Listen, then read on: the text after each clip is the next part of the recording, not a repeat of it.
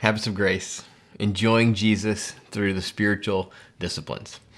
This book is my effort to help you, whether you're new in the faith or whether you've been a Christian for a long time, to think about the kind of habits that you put into your daily life for accessing God's ongoing grace in our lives.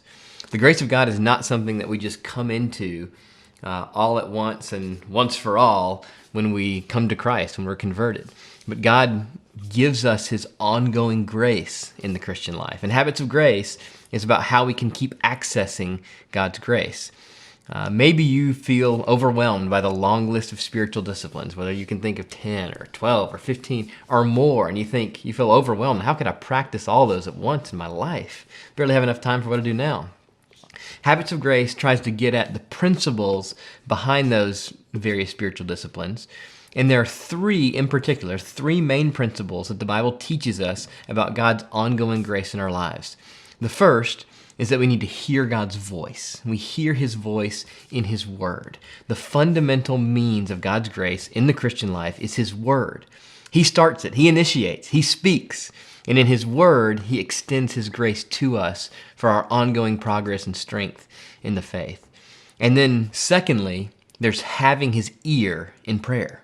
God not only speaks to us, but wonder of all wonders, He pauses, He stops, He stoops, and He wants to hear from us. Our having His ear is as certain as our having His Son, because Jesus is at His right hand. He has purchased for us the ear of God, and prayer is an extraordinary privilege and means of grace in the Christian life. But it's not just Bible and prayer.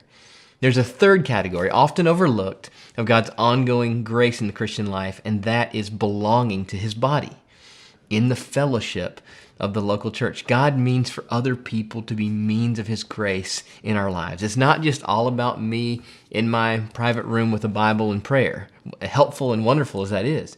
But God means for us to live in community.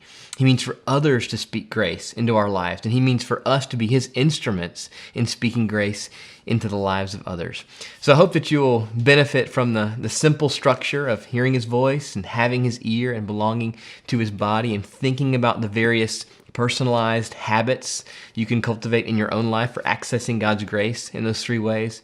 And I hope most of all that you'll see the centrality of joy in the Christian life, that having habits of grace, these are not chores.